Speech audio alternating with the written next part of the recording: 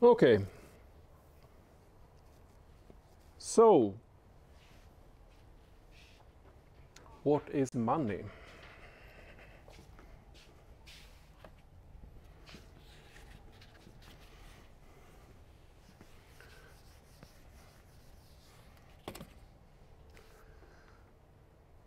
Well, if you go to a basic definition, oh, I have to turn off the sound.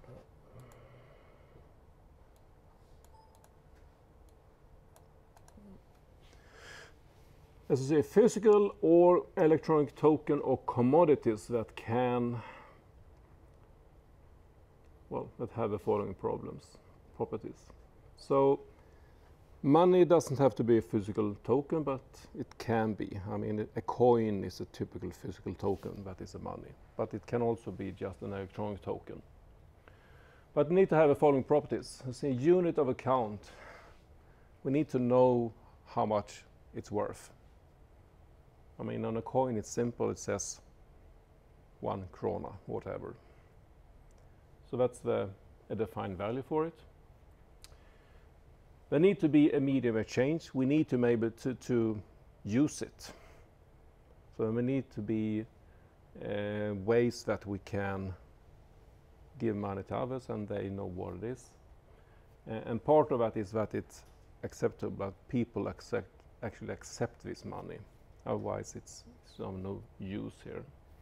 But it must also be actually possible to give to someone else. So there must be that aspect of it. And it should be a store of value. If we keep it, it should keep its value.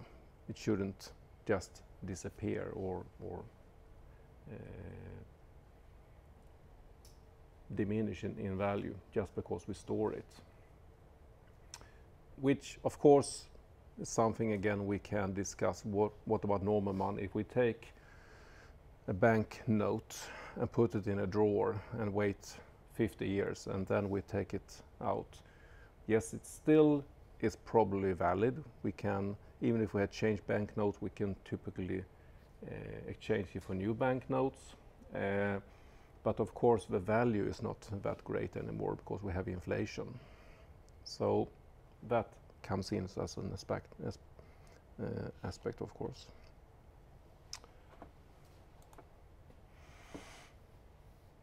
If we look at early monies, well, the first type of money wasn't really money. It was things that we can use in order to more easily exchange wealth. So different tokens that were seen as having a perceived worth. Do you know an example of this early type of money that was not really coined money?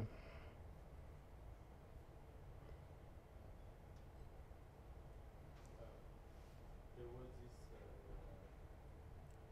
sand that they used to, back in my country in the ancient times, they used it as money to exchange.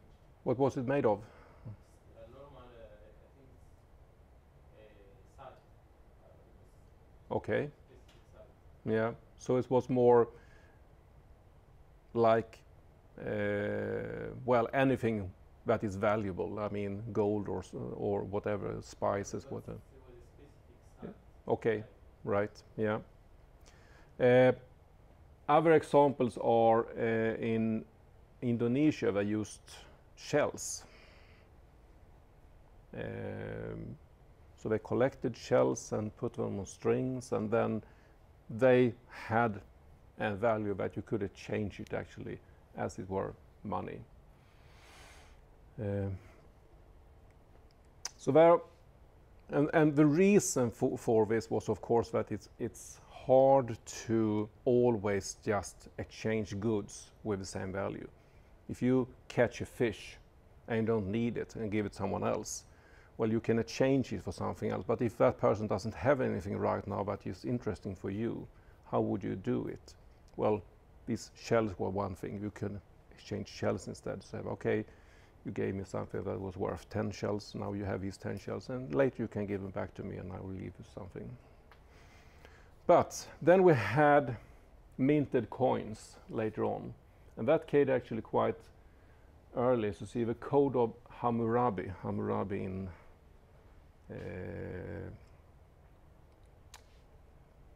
in Asia, or Asia, wasn't it, or Persia, somewhere in that region at least, who was the first who actually minted coins using metal.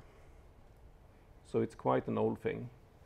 And then we had trade bills, which are not really money, but you noted on a note that, okay, this is worth something, and someone vouches for it and say that, yes, I have received this amount of money or equal to money, and then I put it on a trade note saying that, yes, that is a worth that you have, and you could take that trade note to someone else who would then accept it for that type of money. And of course, these trade bills or trade notes were the start of normal banknotes. Goldsmiths were also quite early. In medieval time, or even early medieval time, there were a network of goldsmiths in Europe who recognized each other. And what you could do is you could go to one of these goldsmiths and say, sell some gold. And then you got a paper showing that you have done that. And you could take that paper to another goldsmith in that network, in another country, and they would recognize it and give you gold back for it. So there have been quite a few different ideas on how to exchange money or wealth without having to exchange actual goods. Beginning of modern money came with banks. And there were private banks and there are national banks. And so the first private banknotes were developed were based on that you set up a bank and people could deposit money with you for security and also perhaps to get some interest for it. And then the bank loaned out money. But quite soon they found out that, well, yes, we can get money from customers and we can lend it to others. But to really get a good business going, we would like to be able to lend out more than we actually get in. Because then we can have a bigger business. And our security is that, of course, that, well, we can always get most of money back from customers when we lend out something. So this is what's called fractional banking, that you lend out n times what you have deposited. So if you have 1,000 deposit, you can still lend out 10,000. Of course, you don't have that in cash because you don't have more than 1,000. That means that you need to instead give out these banknotes saying that I vouch for this amount of money. There have been quite a lot of these private banks around the world, and many of them actually went bankrupt. So that's a risk that you take with these, of course. Then we have natural currencies that a nation stands behind them, and that were also evolved quite early. There's a central bank then who's backing it, and typically, if we go back in history, it was backed by gold and silver. So when the national bank actually issued banknotes, say 1 billion US dollars, they actually had the worth of $1 billion in gold in a vault.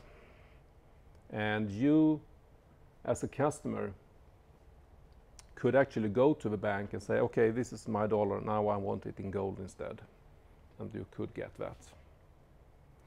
So it was typically backed by these precious metals then. There are different types of money then, as you see. There are, historically we have these private banks, and we had these national banks. Today we still have different types of currency, and we have this private currency, which is called then free banking. Any bank can issue money. That is quite uncommon today, but that is actually legal to do. In most countries it's not legal to do, but there are some countries that is legal. You can have something called a community currency, which is not a real currency in the same sense, but it works as a currency, but it's only have and soft currencies.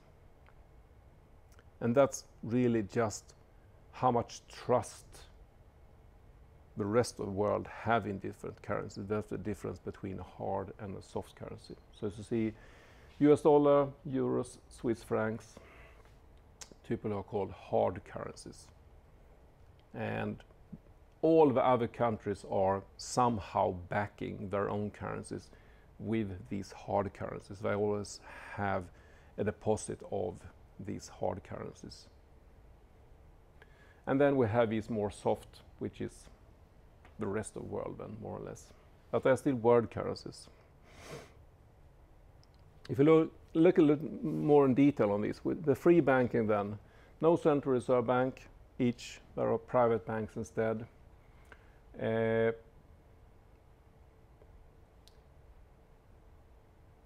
Have been differently interesting in different times. Right now it's not a big thing in the world to have these private banks with their own currencies. But banks, even though they don't have currency, especially in the United States, there are a lot of banks that come from that history. So the banks have been quite strong in US.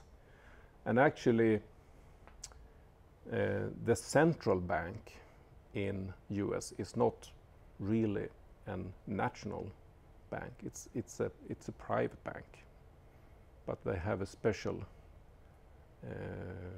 role for United States. So that's a little bit strange actually. But since we have a lot of these quite strong banks, United States have done quite a lot of legislation around banks and how they handle money. And the reason for that is because they have seen that money is of course the driving force for a lot of criminal behavior. So they want to be able to follow the money when they are moved between different entities. So as you probably know that Al Capone, for instance, one of the big gangsters in the United States, when he was convicted, it wasn't because he murdered a lot of people or had people murdered. It was because he did some bank fraud and so on. That's how they got him. So it's a long history in the United States on that. If you look at this community currency, they typically live for a while and then they disappear, but these are some examples. What's called Ithaca hours in New York. We have these Berkshires, Massachusetts, and Toronto dollars in Ontario. So these are local currencies that gain enough trust that people actually use them to buy things in shops and stores instead of using normal natural currencies. And with world currencies that we already talked about. But world currencies actually, we don't only have the soft and hard currencies. We also have as you see, the gold trade reference, which are different currencies as you see, and gold. And then we have the International Monetary Fund, which you probably heard quite a lot of in recent years, because they move in when a country have some problem, economic problems, and is well, there's a risk of a bank or a country going bankrupt. The International Monetary Fund go in and support that country by using this what's called a special drawing rights. So they give funds to a country which is not really normal money, but it's something that can be used to back a country. And they can just invent money. It's really strange. They can just say that, now I have 10 billions here, and Greece, you can now have that. Of course, the International Monetary Fund is again somehow backed by all the other countries, so it's not that easy, but it is a little bit strange because it's not real money, but it can be used as money.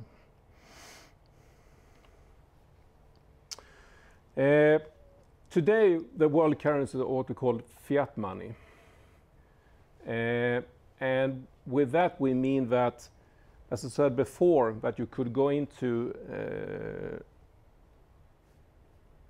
to United States and give a dollar bill and say, I would like to have it as gold. That is no longer true. This gold standard ended a little bit at different time in different countries, but during the 20th century they have been removed. So today there is no natural currency that is backed by this gold or silver anymore. That means that the value is more floating, and it's more really a perceived value, what other countries think that a currency is worth. So today the money is just a decree. They are just, the government says that we have this amount of money. And then the world around it decide how much that is worth. So that's why we have exchange rates are changing all the time, because the worth of a certain country is decided on what other countries think it's worth, more or less. So that's how money works today. You don't have a fixed value for it, typically. So that's money in general. And then it's a question of electronic money. And so there are two different views on what is electronic money. The narrow view is the most common, probably.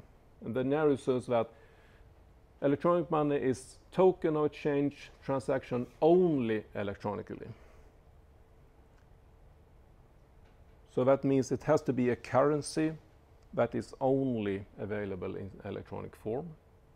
And then we have these examples here like Facebook Gold, Bitcoin, Terra, TRC, and other. They are purely electronic, but they have the same properties as money need. They have a fixed value. It's something we can exchange, but only electronically now then. But it's a specific currency. The broad definition of electronic money is that it also includes all the other transaction of wealth. So any credit card payment, for instance, where you actually move money electronically between two different accounts, is also seen as electronic money if you have this broad view. And then that incorporates everything we talked about before today.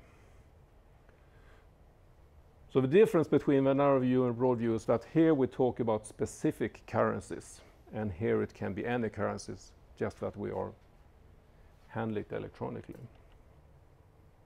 So let's see on these more specific currencies then. And then the most famous one is probably the Bitcoin, as an electronic or cryptocurrency, as it is in this example. Then there are other electronic currencies that are not cryptocurrency, although that is the most common type. So let's look a little bit on Bitcoin then. created by someone called Satoshi Nakamoto. It was really a paper published about how this currency could work. So in 2016 it was actually found out that it was an Australian guy who was behind this paper. The currency started in 2009, and the idea was that this should be a separate currency, not linked to any national currencies, but it should be possible to convert it. So it's in that way it's linked to normal currency. It has a worth, a value. But the idea is that this currency should be easy to use electronically. So it should be easy to exchange, but it should also be very secure. When you exchange it, it shouldn't be no doubt who owns the currency at any time. So it was built on cryptography with public key encryption. So how you hold money, bitcoins, is really that you hold a number of private keys. And if you know these private keys, that means that you can sign over money to someone else, and that is how you pay for it, using your private key. So of course, the secret means that you need to keep these private keys really private then. Should be fully independent from any other. It shouldn't be no government is controlling it. It should be really working by its own. And then the question is, of course, how can we run such a system? It's independent, no country owns it, but of course it needs to be backed by some systems to keep track of the currencies and so on. And then he came up with this idea that we do something called Bitcoin mining. So in the Bitcoin there is a certain number of Bitcoins available. The system itself has a limit, upper limit for how many Bitcoins there are. And initially no Bitcoins were available. And anyone can look for Bitcoins or mine, try to find them. And trying to find new Bitcoins is this mining. And what you do is you solve cryptographic puzzles, you can say, in order to do that. So miners are rewarded Bitcoins when they discover new Bitcoins. And that effort they are doing of mining also helps to keep the system going, to keep track of all the Bitcoins. So that's, you pay with your work of supporting Bitcoin, but what you get out of it is that you can find new Bitcoins. Well, in 2000, I haven't updated, but I see in 2016, 60 million Bitcoins had been mined. In total, there are, you see, 25 million Bitcoins. And it's expected to take 100 years to mine them all. And the reason is that it gets harder and harder to find new ones.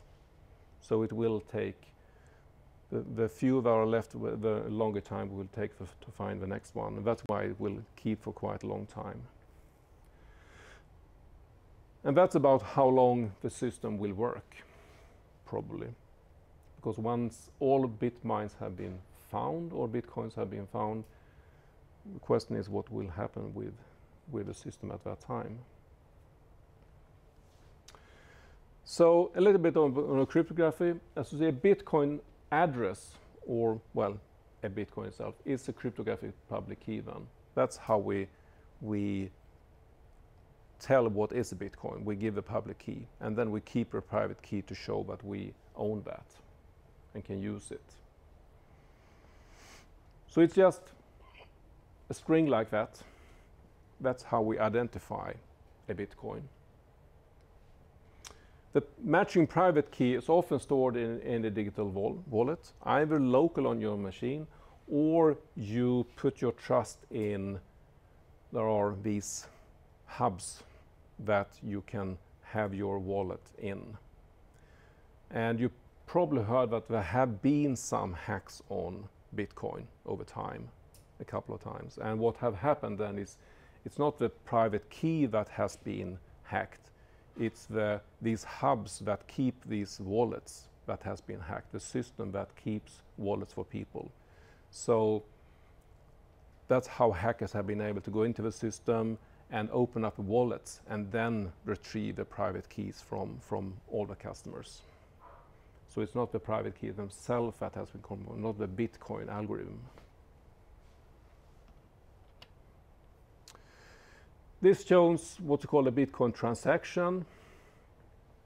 And what it shows is that the different transactions are actually linked together. Whenever you use your Bitcoin, you sign it.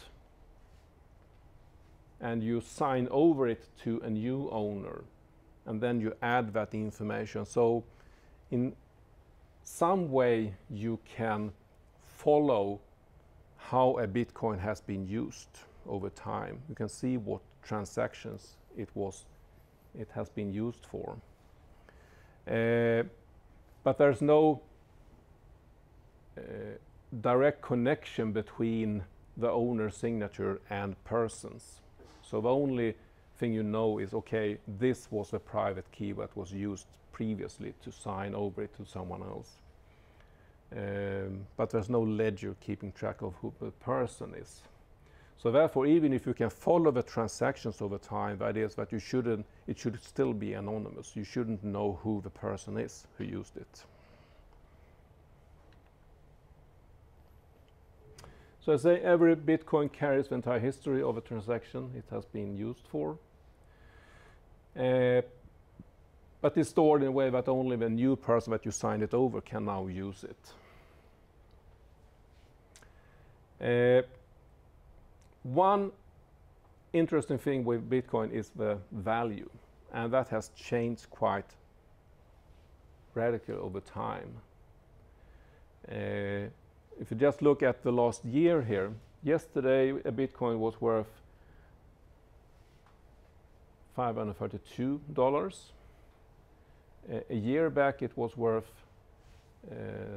6 times that.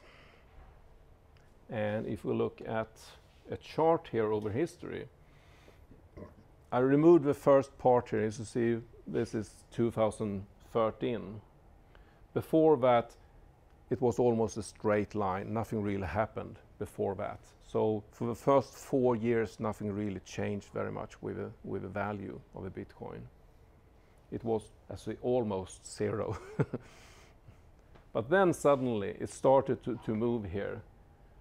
And as you see, then it has changed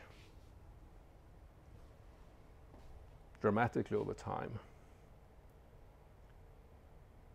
If you got 1 Bitcoin for a cent and sold it for $4,000, or if you had 1,000 Bitcoins, you could get very wealthy.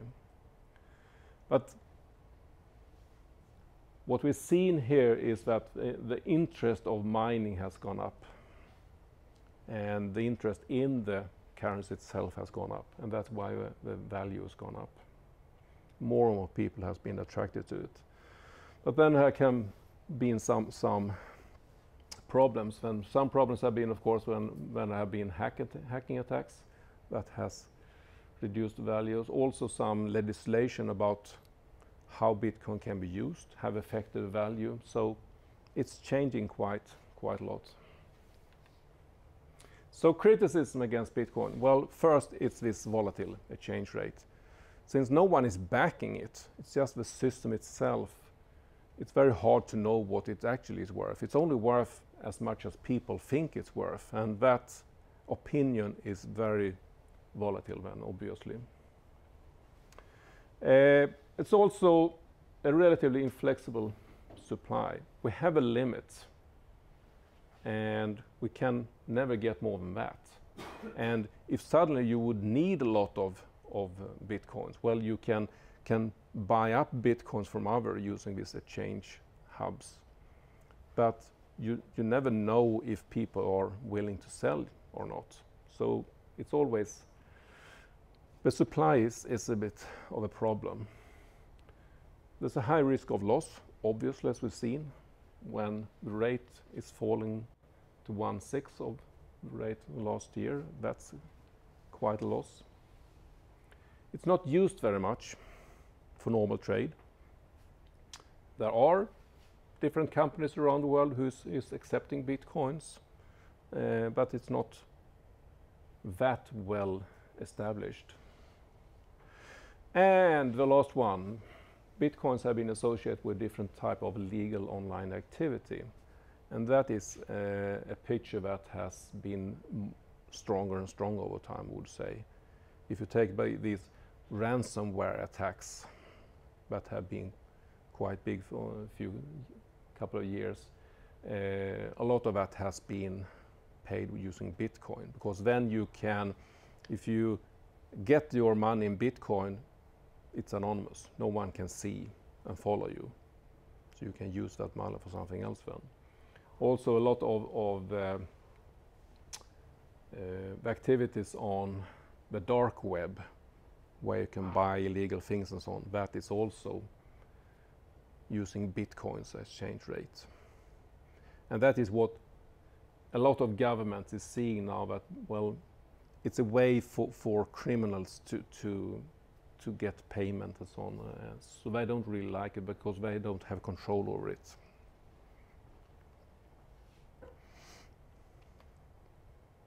Well, there are some links you can follow if you want some more information about it. So even if these cryptocurrencies are a little bit seen as with suspicious eye from governments, there are actually quite a few governments who are looking into e-currencies, and Sweden is one of them. They are looking at this e-krona to see if they should implement some type of electrocurrency. The difference between this and Bitcoin will of course be that this one will be linked to the normal currency. So it will have a fixed value. But that is that it, well, there are different questions here so there's no decision about it. One thing is that how should you handle it? Do you link it to your normal bank accounts, or do you create special wallets for it, or is it more free form of currency, or is it always linked to some bank account that you already have? Who should issue it?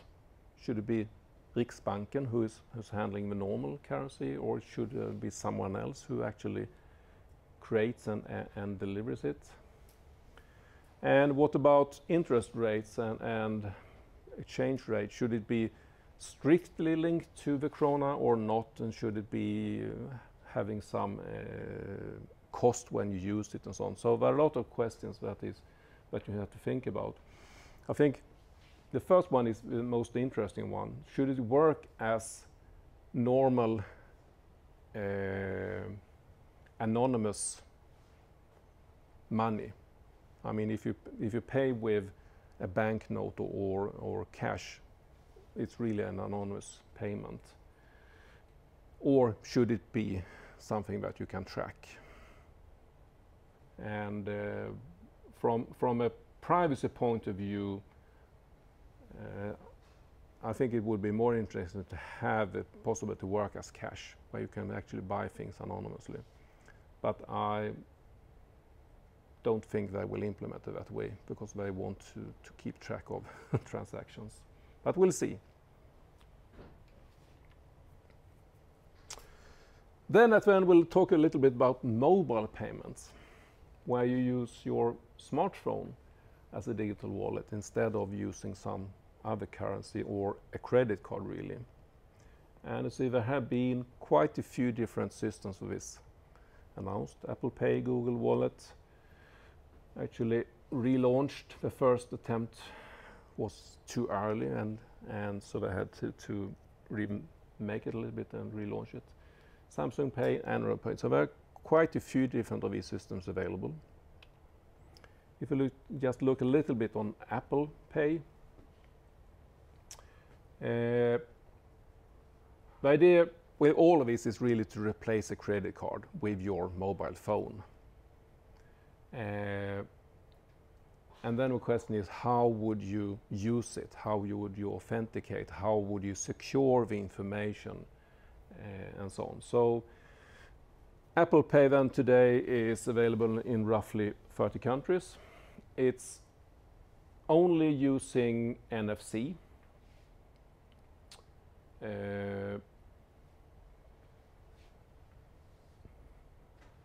So in a shop, normally if you have a credit card, you either use the chip, you insert it in a credit card reader that connected to the chip, or you have a magnet stripe on the back that you draw, or you have NFC. So with a credit card, you typically have 3 modes of interaction with the card, getting the credit card information from it.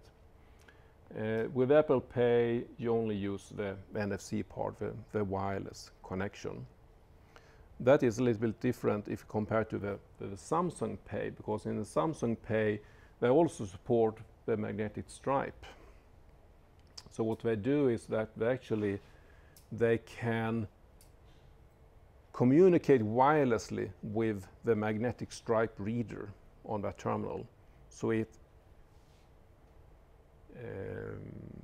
how should I say it? It from the terminal's point of view, it looks like someone is drawing the magnetic stripe from the reader, but it's really the phone that is sending that type of signals to mimic that.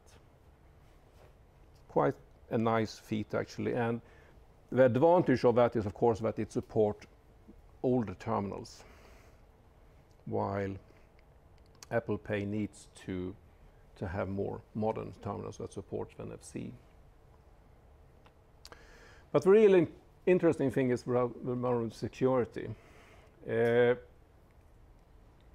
On the phone, you store information, of course, about credit cards. And that is the crucial part here, because that information is, of course, interesting for any hacker. So they have dedicated chips on the phone to handle the security around the credit cards. So that's only stored there. And it's actually stored in an encrypted form. So whenever you register a card or sign in a card for this, what you do is you take all that information from a card and then you encrypt it with a one-way encryption. So you get a hash. And that is what is stored. And since that is the only thing that is stored, of course, no one can get back the credit card information. And then you use that hash as a signature against the terminal. And that is then checked on the back end against your card to make sure that it was your card. Also, authorization is important, because even if you couldn't see the credit card information, you could potentially use that phone. So you need to authenticate. And then of course there are possible ways, but Apple then favors different biometric methods, the fingerprint or the Face ID, to authenticate each time you use a card, at least if you do it over a certain amount. Another important security aspect here is this last thing. Who can see how you used your card and for what? And potentially, for instance, Apple here, or Samsung or whatever, they could see what you're using your card for. They could follow each transaction. It's very hard for anyone from outside to know if they do that or not, because I mean, they have information in the phone. If they forward that information, it's hard to say. But they claim they do not track any usage. So when you sign in a card and you use it, Apple claims that they are not part of it. They don't see what you're using it for. So you have your privacy when you're paying with your Apple Pay phone. Of course, this has been scrutinized and checked, and no one has been able to proven wrong on that point, at least. So it may be true.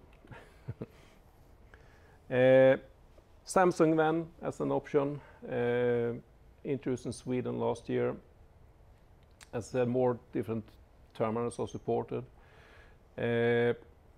Except credit cards, you can also, in Samsung Pay, you can insert other types of card. If you get a voucher from a restaurant or something as a card, you can get that into Samsung Pay, into the wallet, and then you can use that instead of presenting your gift card. Otherwise, it works in a similar way as Apple Pay from a security point of view. They protect the information in similar ways, and they also claim they keep your privacy.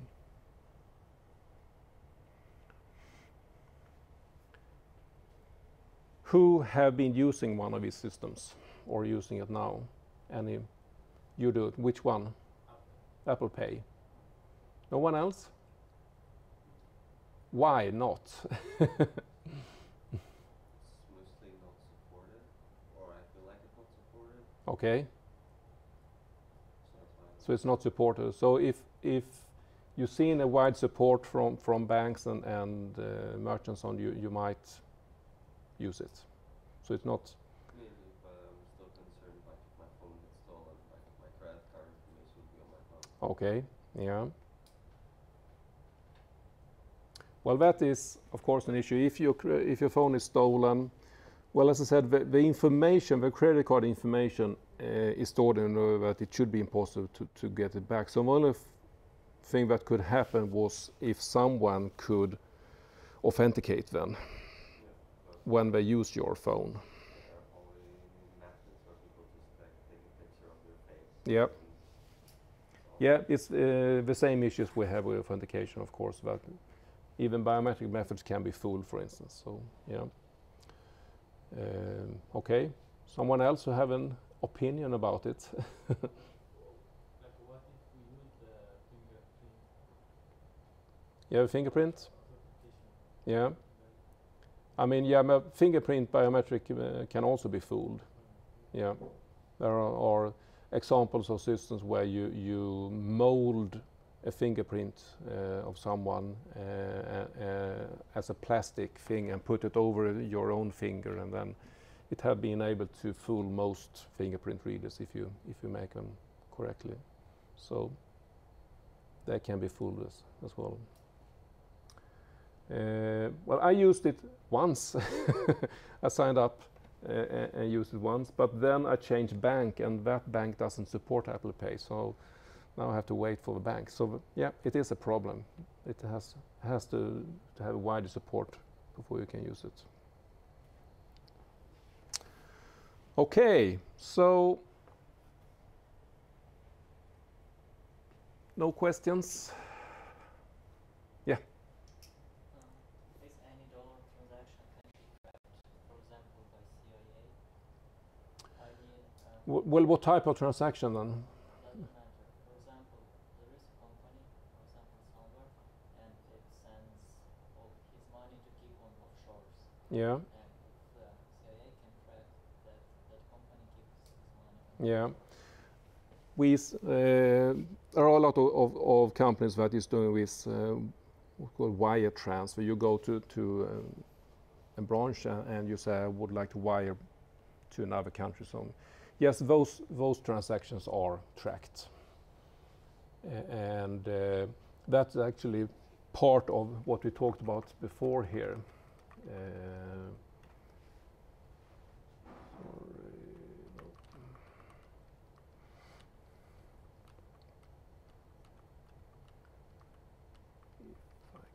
Find it, not.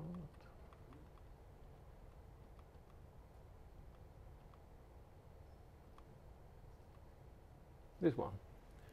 Bank Secrecy Act, the Patriot Act, there have been several acts in the United States that forces all the banks and every company that is actually handling money transactions to have that information available for CIA or, well, some of these agents. I'm not sure exactly which one of them.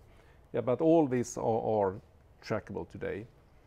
But that is why they don't really like Bitcoin, because that they couldn't track, because it's not connected to any bank system and so on. Is the transactions from UAC or all over the world? All over the world. It's not only US, no. There have been examples where they have been able to follow transactions in other parts of the world. It's not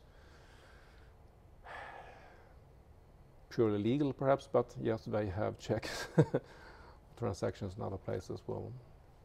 And there is, I mean, it's not only the US government who's interested in this. There are many governments who would like to be able to follow transactions, and they have cooperation. So it may not be that they do it directly, but they can ask an agency in another country to do checks. So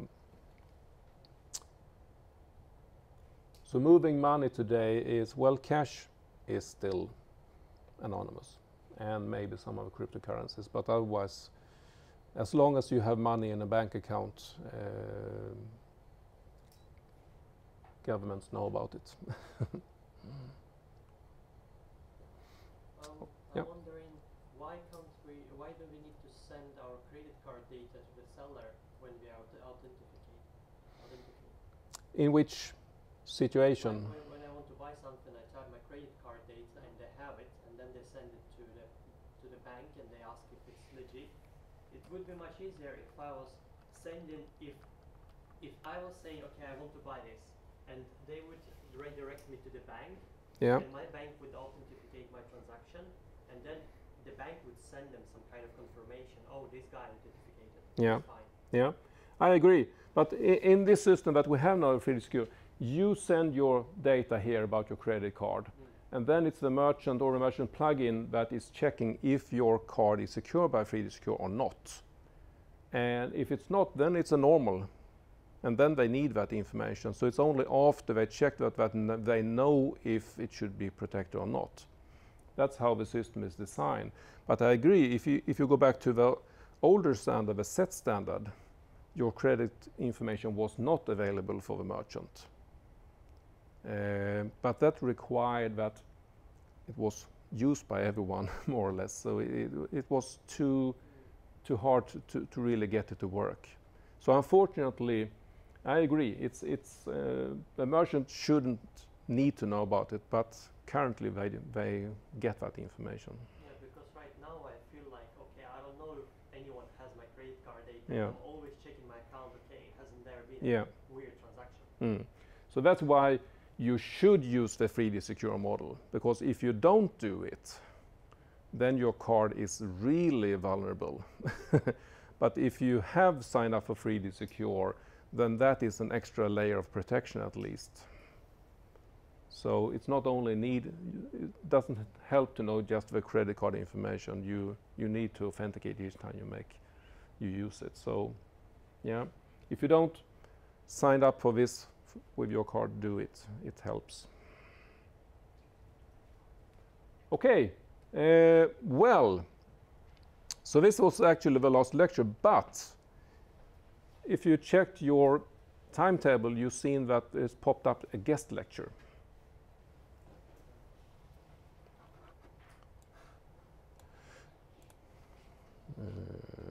Let's see.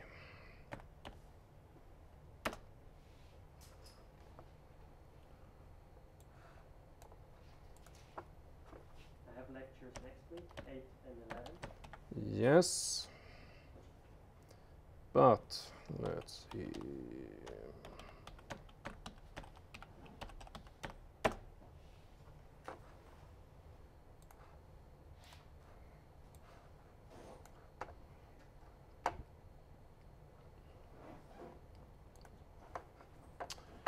Go to the timetable here.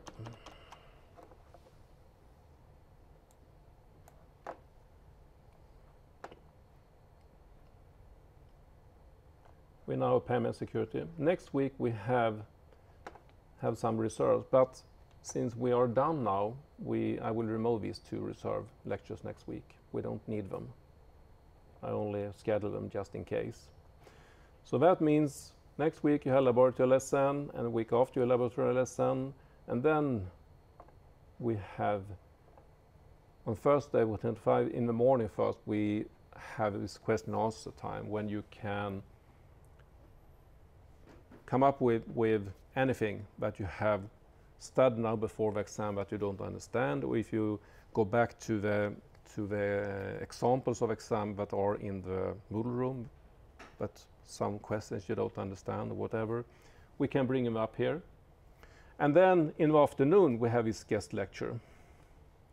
So Christopher, who's working here at the IT section at the university, will come and talk about issues that are related, how the university works with these standards that we talked about in the course, Skibboleth, spam filtering, and then some product we are using for intrusion detection and firewalls and so on. So he will talk about that, show how the system is administrated and so on. So I think this can be an interesting guest lecture. So don't miss that one. So that's the only thing left this Thursday morning and first afternoon, and then the laboratory work. Okay, so I won't see you until the 25th one. Okay, thanks.